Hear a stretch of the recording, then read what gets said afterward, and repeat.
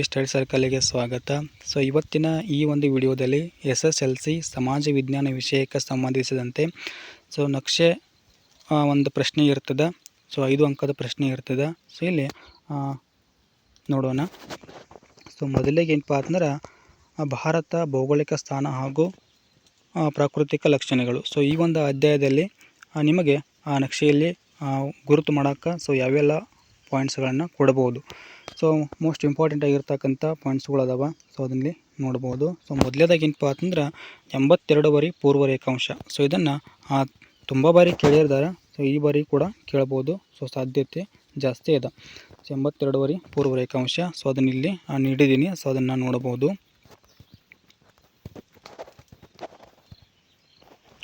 Next ಏನಂತಂದ್ರೆ ಇನ್ನೊಂದು ಈ ಒಂದು ಅಧ್ಯಾಯದಲ್ಲಿ ಕೇಳಬಹುದಾಗಿರ್ತಕ್ಕಂಥ ಒಂದು ಗುರುತು ಏನಂತಂದ್ರೆ 23 ಬಾರಿ ಉತ್ತರ ಅಕ್ಷಾಂಶ. ಇಲ್ಲಿ ನಿಮಗೆ ಕಾಣ್ತಾ ಇದೆಯಲ್ಲ. 23 ಬಾರಿ ಪೂರ್ವ ರೇಖಾಂಶ. ಅದನ್ನು ನೀವು ನೋಡ್ಬೋದು. ಇದನ್ನು ಕೂಡ ಏನಪ್ಪ ಅಂದ್ರೆ ಸಾಕಷ್ಟು ಬಾರಿ ಎಕ್ಸಾಮಲ್ಲಿ ಕೇಳಿದ್ದಾರೆ ಅಂತಕ್ಕಂಥದ್ದು. ಇನ್ನು ನೆಕ್ಸ್ಟ್ ಕೇಳಬಹುದಾಗಿರ್ತಕ್ಕಂಥ ಒಂದು ಗುರುತು ಏನಂತಂದ್ರೆ ಇಲ್ಲಿ ಪಶ್ಚಿಮ ಘಟ್ಟಗಳು ಕೇಳ್ಬೋದು. ಆಮೇಲೆ ಪೂರ್ವ ಘಟ್ಟಗಳು ಯಾವುದಾದ್ರೂ ಒಂದು ಕೇಳ್ಬೋದು. ಅದೇ ರೀತಿ ಏನಪ್ಪ ಅಂದ್ರೆ ಕೋರಮಂಡಲ ತೀರ. ಇಲ್ಲಿ ಕರಾವಳಿಗೆ ಸಂಬಂಧಿಸಿದ ಏನಪ್ಪ ಅಂದ್ರೆ ಅಥವಾ ತೀರಕ್ಕೆ ಸಂಬಂಧಿಸಿದಂತೆ ಯಾವುದಾದ್ರೂ ಒಂದು ಕೇಳ್ಬೋದು. ಕೋರಮಂಡಲ ತೀರ ಕೇಳ್ಬೋದು ಅಥವಾ ಉತ್ಕಲ ತೀರ ಕೇಳ್ಬೋದು. ಇಲ್ಲಿ ಮಲಬಾರ್ ತೀರ ಅಂತಕ್ಕಂಥದ್ದು ಬರ್ತದೆ. ಹೌದಾ. ಹೀಗೆ ಇಲ್ಲಿ ಕೇಳ್ಬೋದು. ಅದೇ ರೀತಿ ಇನ್ನೂ ಅನೇಕ ಅದಾವ. ಇಲ್ಲಿ ಏನಂತಂದ್ರೆ ಇಂದಿರಾ ಕೋಲ್ ಅಂತಕ್ಕಂಥದ್ದು ಕೂಡ ಇಲ್ಲಿ ಕೇಳ್ಬೋದು. ಯಾವುದು ಇಂದಿರಾ ಕೋಲ್ ಅಂತಕ್ಕಂಥದ್ದು ಕೂಡ ಕೇಳ್ಬೋದು. ಆಮೇಲೆ ನೆಕ್ಸ್ಟ್ ಏನಂತಂದ್ರೆ ಪಾಕ್ ಜಲಸಂಧಿ ಕೂಡ ಇಲ್ಲಿ ಕೇಳ್ಬೋದು.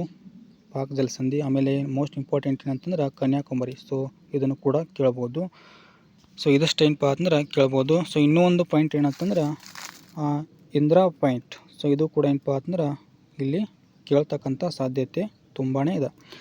ಇದಷ್ಟು ಏನಪ್ಪ ಅಂದ್ರೆ ಇಷ್ಟು ನೋಡಿಕೊಂಡ್ರೆ ಸಾಕು. ಇನ್ನು ಎರಡನೇ ಒಂದು ನಕಾಶೆ ಏನಪ್ಪ ಅಂದ್ರೆ ಇಲ್ಲಿ ಕೊಟ್ಟಿರ್ತಕ್ಕಂಥದ್ದು. ಈ ಒಂದು ನಕಾಶೆಯಲ್ಲಿ ಏನೇನು ಕೇಳ್ಬೋದು. ಏನು ಕೇಳ್ಬೋದು ಅಂತಂದ್ರೆ ಇಲ್ಲಿ ಸಸ್ಯವರ್ಗಗಳಲ್ಲಿ ಒಂದು ಅಧ್ಯಾಯದಲ್ಲಿ ಕೇಳ್ತಕ್ಕಂಥದ್ದು. ಏನಂತಂದ್ರೆ ಕೇಳ್ತಕ್ಕಂಥ ಸಾಧ್ಯತೆ ತುಂಬ ಕಡಿಮೆ ಇದೆ. ಇದರಲ್ಲಿ ಏನು ಕೇಳಂಗಿಲ್ಲ.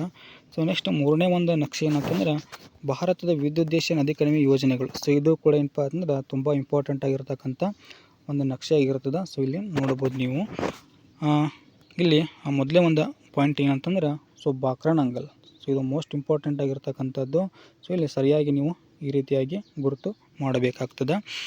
ಇದಕ್ಕೆ ಇನ್ನೊಂದು ಹೆಸರಿಂದಲೂ ಕೂಡ ಏನು ಮಾಡ್ಬೋದು ಅಂತಂದ್ರೆ ಕೇಳ್ಬೋದು. ಅದು ಏನಂತಂದ್ರೆ ಗೋವಿಂದ ಸಾಗರ ಅಂಥೇಳಿ ಕೇಳ್ಬೋದು. ಯಾವುದು ಗೋವಿಂದ ಸಾಗರ ಅಂಥೇಳಿ ಅದನ್ನು ಕೇಳ್ಬೋದು.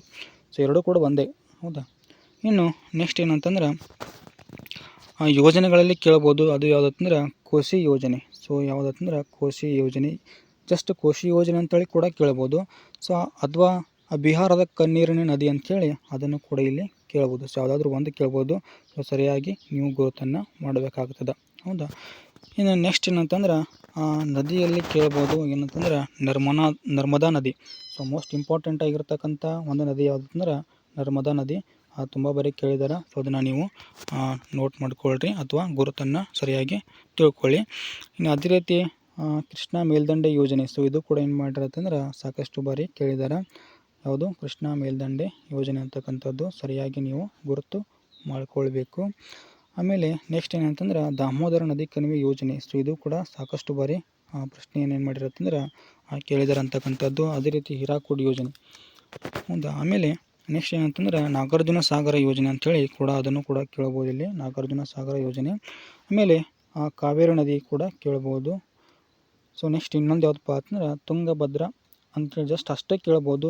ಅಥವಾ ಇದಕ್ಕೆ ಇನ್ನೊಂದು ಅಥವಾ ಕೇಳ್ಬೋದು ಏನಂತಂದ್ರೆ ಪಂಪಸಾಗರ ಅಂತೇಳಿ ಕೇಳ್ಬೋದು. ಅದನ್ನು ಸರಿಯಾಗಿ ನೋಡಿಕೊಳ್ಳಿ. ಇನ್ನು ನೆಕ್ಸ್ಟ್ ಮ್ಯಾಪ್ ಏನಂತಂದ್ರೆ ನಾಲ್ಕನೇ ಒಂದು ಮ್ಯಾಪು. ಭಾರತದ ಶಕ್ತಿ ಸಂಪನ್ಮೂಲಗಳು. ಈ ಒಂದು ಅಧ್ಯಾಯದಲ್ಲಿ ಮ್ಯಾಪಿಗೆ ಆಧಾರಿತವಾಗಿ ಯಾವ್ಯಾವೆಲ್ಲ ಕೇಳ್ಬೋದು ಅಂತಕ್ಕಂಥದ್ದು. ಮೊದಲೇದಾಗಿ ಏನಪ್ಪ ಅಂತಂದ್ರೆ ಕೇಳ್ತಕ್ಕಂಥ ಸಾಧ್ಯತೆ ನರೋರಾ ಅಂತಕ್ಕಂಥದ್ದೊಂದು. ಅದೇ ರೀತಿ ರಾಣಾ ಪ್ರತಾಪ್ ಸಾಗರ್ ಅಂತಕ್ಕಂಥದ್ದು ಕೂಡ ಕೇಳ್ಬೋದು. ಆಮೇಲೆ ಇದರಲ್ಲಿ ಮೋಸ್ಟ್ ಇಂಪಾರ್ಟೆಂಟ್ ಆಗಿರ್ತಕ್ಕಂಥ ಒಂದು ಪಾಯಿಂಟ್ ಏನಂತಂದ್ರೆ ಬಾಂಬೆ ಹೈ.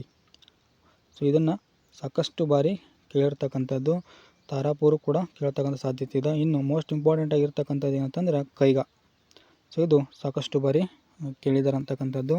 ಇನ್ನು ನೆಕ್ಸ್ಟ್ ಏನಂತಂದ್ರೆ ಇದರಲ್ಲಿ ಇನ್ನೊಂದು ಕೇಳ್ಬೋದು, ಕಲ್ಪಕಾಮ್ ಅಂತಕ್ಕಂಥದ್ದು ಕೂಡ ಇಲ್ಲಿ ಕೇಳ್ಬೋದು. ಸೊ ಇದಿಷ್ಟು ಏನಪ್ಪ ಅಂದ್ರೆ ಕೇಳ್ತಕ್ಕಂಥ ಒಂದು ಸಾಧ್ಯತೆ ಜಾಸ್ತಿ ಇರ್ತದೆ. ಇನ್ನು ನಕಾಶೆ 5 ಸೊ ಸುವರ್ಣ ಚತುಷ್ಕೋನ ಮತ್ತು ಕಾರಿಡಾರ್ ಹೆದ್ದಾರಿಗಳು. ಸೊ ಇದರಲ್ಲಿ ಕೇಳ್ತಕ್ಕಂಥ ಸಾಧ್ಯತೆಗಳು ಜಾಸ್ತಿ ಇದಾವೆ. ಸೊ ಏನಂತಂದ್ರೆ ಮೊದಲೇದು ಅಮೃತ್ಸರ್, ಸೊ ಇದು ಕೂಡ ಕೇಳಿದಾರೆ. ದೆಹಲಿ ಕೂಡ ಕೇಳ್ಬೋದು, ಯಾಕಂತಂದ್ರೆ ರಾಷ್ಟ್ರ ರಾಜಧಾನಿ ಇದೆ, ಸೊ ಅದಲ್ಲಿ ಕೇಳ್ಬೋದು. ಇನ್ನು ನೆಕ್ಸ್ಟ್ ಏನಂತಂದ್ರೆ ಸಿಲ್ಚಾರ್ ಅಂತಕ್ಕಂಥದ್ದಿದೆ. ಸೊ ಕೋಲ್ಕತ್ತಾ, ಸೊ ಇಂಪಾರ್ಟೆಂಟ್ ಆಗಿರ್ತಕ್ಕಂಥದ್ದು ಕೋಲ್ಕತ್ತಾ ನೋಡ್ಬೋದು. ಇನ್ನು ಪೋರಬಂದರ ಆಗಿರ್ಬೋದು. ಆಮೇಲೆ ಇಲ್ಲಿ ಇನ್ನೊಂದು ಬರ್ತದೆ, ಸೊ ಏನಂತಂದ್ರೆ ಕಾಂಡ್ಲಾ ಅಂತಕ್ಕಂಥದ್ದು. ಸೊ ಅದನ್ನು ನೀವು ನೋಡ್ಬೋದು, ಅದಲ್ಲಿ ಕೊಟ್ಟಿಲ್ಲ, ಸೊ ಅದನ್ನು ಮಾಡ್ಕೊಳ್ಬೋದು. ಇನ್ನು ಸೊ ಬಂದರ ಒಂದು ವ್ಯವಸ್ಥೆಯಲ್ಲಿ ಏನಪ್ಪ ಅಂದ್ರೆ ಚೆನ್ನೈ ಬಂದರ ಅಂತ ಕೇಳ್ಬೋದು. ಇನ್ನು ಕನ್ಯಾಕುಮಾರಿ ಆಗಿರ್ಬೋದು. ಸೊ ಇಲ್ಲಿ ಸಾಕಷ್ಟು ಪೂರ್ವ ಮತ್ತು ಪಶ್ಚಿಮ ಒಂದು ಬಂದರುಗಳು ಕಂಡು ಬರ್ತಾವೆ. ಸೊ ಅವತ್ತು ನೀವು ನೋಡ್ಕೊಳ್ಬೋದು. ಸೊ ಇಲ್ಲಿ ಬಂದರುಗಳು ಕೊಟ್ಟಿದ್ದಾರೆ ನೋಡಿರಿ, ಬಂದರಿಗೆ ಸಂಬಂಧಿಸಿದಂತೆ ಕೊಟ್ಟಿದ್ದಾರೆ. ಏನಂತಂದ್ರೆ ಸೊ ಕಾಂಡ್ಲಾ ಅಂತಕ್ಕಂಥದ್ದು, ಸೊ ಈಗ ಆಲ್ರೆಡಿ ಹೇಳಿದ್ದೀನಿ ನಾನು. ಇನ್ನು ನೆಕ್ಸ್ಟ್ ಏನಂತಂದ್ರೆ ಮುಂಬೈ, ಸೊ ಇದನ್ನು ಭಾರತದ ಹೆಬ್ಬಾಗಿಲು ಅಂತಲೂ ಕೂಡ ಗುರುತಿಸೋಕೆ ಕೊಡ್ಬೋದು. ಸೊ ಅದೇ ರೀತಿ ನವಸೇವಾ ಅಂತಕ್ಕಂಥದ್ದು, ಸೊ ಮರುಮಗುವ ಆಗಿರ್ಬೋದು. ಆಮೇಲೆ ನೆಕ್ಸ್ಟ್ ಏನಂತಂದ್ರೆ ಮಂಗಳೂರು ಆಗಿರ್ಬೋದು. ಸೊ ಇದನ್ನು ಕೇಳ್ತಕ್ಕಂಥ ಸಾಧ್ಯತೆ ಜಾಸ್ತಿ ಇದೆ.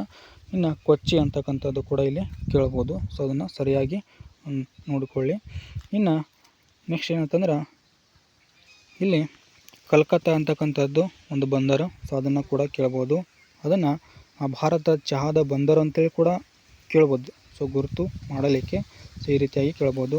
ಸೊ ಹಾಲ್ದಿಯಾ ಅಂತಕ್ಕಂಥದ್ದಿದೆ, ಪಾರಾದೀಪ್ ಆಗಿರ್ಬೋದು. ವಿಶಾಖಪಟ್ಟಣ, ಸೊ ಇದು ನೈಸರ್ಗಿಕವಾಗಿರ್ತಕ್ಕಂಥ ಪಟ್ಟಣ ವಿಶಾಖಪಟ್ಟಣ, ಸೊ ಇದನ್ನು ಕೂಡ ಇಲ್ಲಿ ಕೇಳ್ಬೋದು. ಸೊ ಅದೇ ರೀತಿ ಚೆನ್ನೈ, ಆಮೇಲೆ ಭಾರತದ ಅತ್ಯಂತ ಹಳೆಯ ಬಂದರು ಅಂತೇಳಿ ಕೂಡ ಏನು ಮಾಡ್ಬೋದು ಅಂತಂದ್ರೆ ಗುರುತು ಮಾಡೋಕ್ಕೆ ಕೊಡ್ಬೋದು. ಆಮೇಲೆ ತೂತುಕುಡಿ ಅಂತಕ್ಕಂಥದ್ದು ಕೂಡ ಇದೆ, ಸೊ ಅದನ್ನು ಕೂಡ ಇಲ್ಲಿ ನೋಡ್ಕೊಳ್ಳಿ, ಸರಿಯಾದ ಗುರುತನ್ನು ನೋಡ್ಕೊಳ್ಳಿ. ಇನ್ನು ನಕಾಶೆ 7 ಇದೆ. ಸೊ ಏನಂತಂದ್ರೆ ಭಾರತ ಅಂತಾರಾಷ್ಟ್ರೀಯ ವಿಮಾನ ನಿಲ್ದಾಣಗಳು, ಸೊ ಇದು ಕೂಡ ಏನು ಮಾಡ್ಬೋದು ಅಂತಂದ್ರೆ ಕೇಳ್ಬೋದು. ಸೊ ಇಲ್ಲಿ ಅಮೃತ್ಸರ್ ಆಲ್ರೆಡಿ ನೋಡಿದ್ದೀರಿ, ದೆಹಲಿ ಕೂಡ ಆಲ್ರೆಡಿ ನೋಡಿದ್ದೀರಿ. ಇನ್ನು ನೋಡ್ತಕ್ಕಂಥದ್ದು ಏನಂತಂದ್ರೆ ಗುವಾಹಟಿಯ, ಸೊ ಇದು ಮೋಸ್ಟ್ ಇಂಪಾರ್ಟೆಂಟ್ ಆಗಿರ್ತಕ್ಕಂಥ ಒಂದು ಗುರುತು ಆಗಿರ್ತದೆ. ಆಮೇಲೆ ಅಹಮದಾಬಾದ್ ಕೂಡ ಕೇಳ್ಬೋದು, ಲಕ್ನೋ ಕೂಡ ಕೇಳ್ಬೋದು. ಸೊ ಅಯೋಧ್ಯ ಇಲ್ಲಿವರೆಗೆ ಕೇಳಿಲ್ಲ, ಸೊ ಕೇಳ್ತಕ್ಕಂಥ ಸಾಧ್ಯತೆ ಜಾಸ್ತಿ ಇರ್ತದೆ. ಇನ್ನು ನೆಕ್ಸ್ಟ್ ಏನಂತಂದ್ರೆ ಮುಂಬೈ, ಸೊ ಇದು ಕೂಡ ಕೇಳ್ಬೋದು. ಹೈದರಾಬಾದ್ ಕೇಳ್ಬೋದು. So Bengaluru, so most important ಆಗಿರ್ತಕ್ಕಂಥದ್ದು ಬೆಂಗಳೂರು. ಸೊ ಇದನ್ನು ಇನ್ನೊಂದು ಹೆಸರು ಕೇಳ್ಬೋದು, ಸಿಲಿಕಾನ್ ಸಿಟಿ ಅಂಥೇಳಿ ಕೂಡ ಇಲ್ಲಿ ಗುರುತಿಸೋಕೆ ಕೊಡ್ಬೋದು, ಸಿಲಿಕಾನ್ ಸಿಟಿ ಅಂಥೇಳಿ ಕೂಡ ಕೊಡ್ಬೋದು. ಸೊ ನೆಕ್ಸ್ಟ್ ಏನಂತಂದ್ರೆ ಚೆನ್ನೈ ಆಲ್ರೆಡಿ ನೋಡಿದ್ದೀರಿ. ಇನ್ನು ನೆಕ್ಸ್ಟ್ ಏನಪ್ಪ ಅಂದ್ರೆ ಮೋಪುಗೋವಾ ಅಂತ ಹೇಳಿದ, ಸೊ ಅದನ್ನು ಕೂಡ ಇಲ್ಲಿ ಕೇಳ್ಬೋದು. ಇನ್ನು ನೆಕ್ಸ್ಟ್ ಕೇಳ್ತಕ್ಕಂಥ ಸಾಧ್ಯತೆ ಏನಂತಂದ್ರೆ ಸೊ ನಗರಗಳು ಇರ್ತಾವೆ. ಸೊ ಆ ನಗರಗಳಲ್ಲಿ ಏನಪ್ಪ ಅಂತಂದ್ರೆ ಯಾವ ಒಂದು ವಿಮಾನ ನಿಲ್ದಾಣ ಇದೆ ಅಂತಕ್ಕಂಥದ್ದು ಕೇಳ್ತಕ್ಕಂಥ ಸಾಧ್ಯತೆ ಇದೆ. ಸೊ ಇಲ್ಲಿ ಗುರುತ ಮಾಡೋಕೆ ಏನಪ್ಪ ಅಂದ್ರೆ ಅದೇ ಒಂದು ಹೆಸರಿನಿಂದ ಕೊಡ್ಬೋದು. ಸೊ ಏನಂತಂದ್ರೆ ಇಂದಿರಾ ಗಾಂಧಿ ಅಂತಾರಾಷ್ಟ್ರೀಯ ವಿಮಾನ ನಿಲ್ದಾಣ. ಸೊ ಈ ಒಂದು ವಿಮಾನ ನಿಲ್ದಾಣ ಸೊ ಯಾವ ಒಂದು ಸ್ಥಳದಲ್ಲಿ ಇದೆ ಅಂತಕ್ಕಂಥದ್ದು ಅದನ್ನು ನೀವು ಸರಿಯಾಗಿ ಐಡೆಂಟಿಫೈ ಮಾಡ್ಕೊಳ್ಬೇಕು. ಇಂದಿರಾ ಗಾಂಧಿ ಅಂತಾರಾಷ್ಟ್ರೀಯ ವಿಮಾನ ನಿಲ್ದಾಣ ಸೊ ದೆಹಲಿಯಲ್ಲಿ ಇರ್ತಕ್ಕಂಥದ್ದು ಅದ. ಸೊ ನೆಕ್ಸ್ಟ್ ಏನಂತಂದ್ರೆ ಛತ್ರಪತಿ ಶಿವಾಜಿ ಒಂದು ಅಂತಾರಾಷ್ಟ್ರೀಯ ವಿಮಾನ ನಿಲ್ದಾಣ, ಸೊ ಎಲ್ಲಿರ್ತಕ್ಕಂಥದ್ದು, ಸೊ ಅದನ್ನು ನೀವು ನೋಡ್ಕೊಳ್ಬೋದು. ಸೊ ಮುಂಬೈಯಲ್ಲಿದೆ. ಸೊ ಮುಂಬೈ ಎಲ್ಲಿ ಬರ್ತದೆ ಅಂತಕ್ಕಂಥದ್ದು ಅದನ್ನು ಸರಿಯಾಗಿ ನೋಡ್ಕೊಳ್ಬೇಕು. ಸೊ ಅದೇ ರೀತಿ ನೇತಾಜಿ ಸುಭಾಷ್ ಚಂದ್ರ ಒಂದು ಅಂತಾರಾಷ್ಟ್ರೀಯ ವಿಮಾನ ನಿಲ್ದಾಣ, ಸೊ ಎಲ್ಲಿದೆ ಅಂತಕ್ಕಂಥದ್ದು, ಸೊ ಕೋಲ್ಕತ್ತಾದಲ್ಲಿದೆ. ಅದನ್ನು ನೀವು ಸರಿಯಾಗಿ ನೋಟ್ ಮಾಡ್ಕೊಳ್ಬೇಕು, ಕೋಲ್ಕತ್ತಾದಲ್ಲಿದೆ.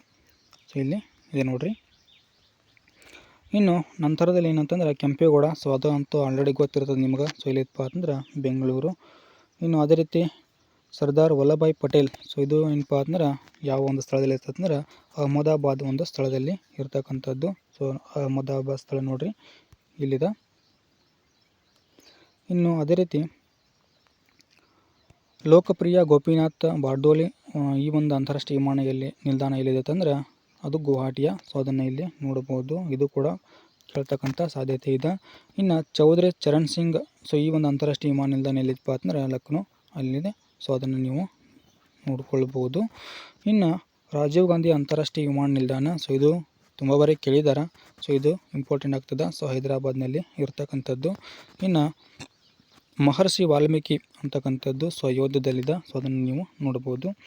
ಇನ್ನು ನೆಕ್ಸ್ಟ್ 8ನೇ ಒಂದು ಮ್ಯಾಪು ಏನಂತಂದ್ರೆ ಭಾರತದ ವಿವಿಧ ಕೈಗಾರಿಕೆಗಳು.